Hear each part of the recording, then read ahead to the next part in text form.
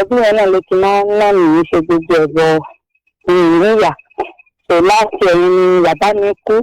So mo ṣáà ń fara dà títí mo ṣáà fi bímọ ọmọ ṣáàdì mẹ́rin báyìí nìsín.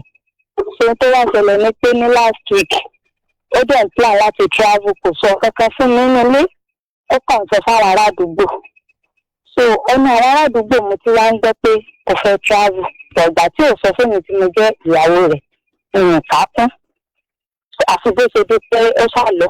Èmi ti jáde nílé, ìgbà tí màá fi délé mi ò bá ẹrù ẹ̀ kankan mọ́ nínú ilé.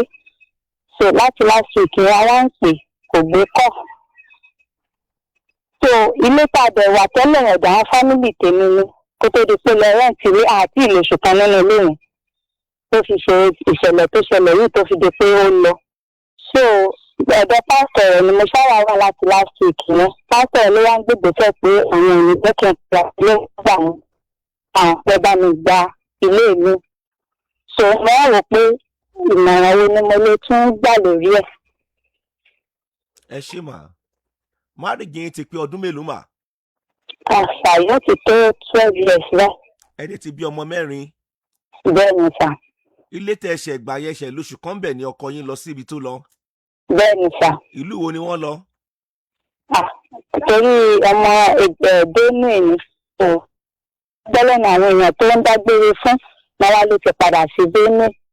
Ọmọdé ń pe màmá rẹ̀ náà nílùú, nọ́mbà àwọn ò lọ. Okay. So gbogbo oko tó wá oko tá a ṣe lọ́dún ìtajọ ṣe wàhálà rẹ̀. So ọ̀pọ̀ àfún ọ̀rọ̀ jáṣẹ́ rẹ̀ tó ta káwọn kìnnìkan. ẹ kúrò níbi tẹ́ wà àgbọ̀yìn dáadáa ń tẹ̀sán yẹn, gbogbo kó tẹ́ ẹjọ́ ṣe kí ló ṣe mà? Ó tà àwọn tó wá tà fún ló jẹ́ kémi ò mọ̀ pé ta oko pé wọ́n ti fẹ́ kúrò ní ilẹ̀ Yorùbá. Bẹ́ẹ̀ ni. ẹgbẹ́ arábìnrin ṣé ẹ mọ ìlú wọn ní Benue, ẹ mọ ibẹ̀ gangan bí tó ń gbé family house wọn, ṣe mọ bẹ́ẹ̀? Bẹ́ẹ̀ ni sà mo ti lọ dáadáa. ẹ wàá mọ tẹ́ máa ṣe ń sìn, kí ni èjì yín mà? 32. Mà? 32. Okay. ṣé ẹ ti pe màmá tó bí ọkọ yín? Bẹ́ẹ̀ ni láwọn náà pè bí tó aláìní wà nìyẹn tọkàn rẹ̀ tí wàá balẹ̀. ẹ rí wọn pè? Bẹ́ẹ̀ ni sà. ẹ̀yin ẹ̀ ò lè. mo try nọ́mbà àbúrò mi náà tó wà lọ́wọ́ mi kò lọ, mi ì rí wọn rí ìṣàrá. mo jẹ́ ń pè òun fọ́rọ̀ ẹ̀ kò gbé. family house wọn àbí? Bẹ́ẹ̀ ni bá sà. ṣe ṣe ẹ mú bí ẹnìkan dání, bí ẹ̀gbọ́n yín kan dání, kẹjọ lọ sí Benue yẹn. ẹjọ torí Ọlọ́run ẹjọ lọ sí family house. nígbà tẹ́ bá débẹ̀ ní tí wọ́n ṣẹlẹ̀ ẹ mọ̀ ọkọ yín bá níyàwó fẹ́, bí ó bá sì níyàwó fẹ́ mọ́ náà ẹ máa mọ̀ náà. ṣọ́rọ̀ mi ti yé yín mà? Ó ti yé mi sà. ọ̀rọ̀ ti di kí ẹ lọ sí ìlú wọn bẹ́ẹ̀ yẹn kẹ́ ẹ lọ bèrè nǹkan tó ń ṣẹlẹ̀, ṣùgbọ́n ẹ má dá lọ síbẹ̀ mà, ẹ má dá lọ síbẹ̀. ẹ mójútó ṣe ẹyin iṣẹ́ yín ò ní bàjẹ́ o.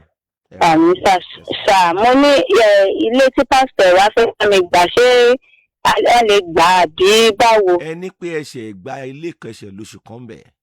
Bẹ́ẹ̀ ni sà, òun ló gbà àgbà tó wá tó ṣe ṣe yẹn náà ni pásítọ̀ wa ní àpé kí n má padà sínú ilé yẹn. owó ọdún mélòó lẹ san bẹ̀ mà? Ọdún kan ni sà. ẹ wá ṣe lóṣù kan bẹ̀. Bẹ́ẹ̀ ni. pásítọ̀ wa ní kí ẹ kúrò nílé yẹn. Bẹ́ẹ̀ ni. wọ́n fẹ́ gbalé fún yín. Bẹ́ẹ̀ ni sà. ṣé wọn ò níyàwó ńlé tí wọ́n ní? Wọ́n níyàwó sà. ẹ ṣàgbọ́ tèmi, ṣe ti gbọ́? Yes sà. ẹ má kúrò nílé tí yín, ṣe ti gbọ́ mà? Ẹ ti yé sà. nígbà fún yín nìyẹn, ẹ dúró sínú ilé yẹn. Okay sà. ẹ lọ sí ìlú ọkọ yín, ẹ mú bí ẹ̀gbọ́n yín kan tó jọkùnrin dání, kó dẹ̀ bá wọn bá pè méjì wọn bá pè mẹ́ta, ẹ lọ síbẹ̀. ṣọ́rọ̀ mi ti yé yín mà? Ó yé mi sà. ẹ má kúrò lóhun létí ọkọ yín gbà fún yín o.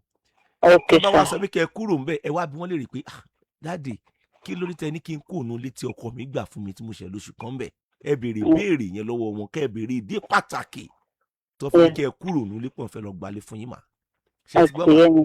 Ẹ ti yé sà. kò wá sí nǹkan tán lè sọ mà, ẹ jọ orí afẹ́fẹ́ mo wà ẹ má kó orí tọkọ yín gbà fún yín mà. ṣé ti gbọ́ mà? Ẹ ti yé sà. Ẹ ti yé mi sà. Ẹ ṣé sà o.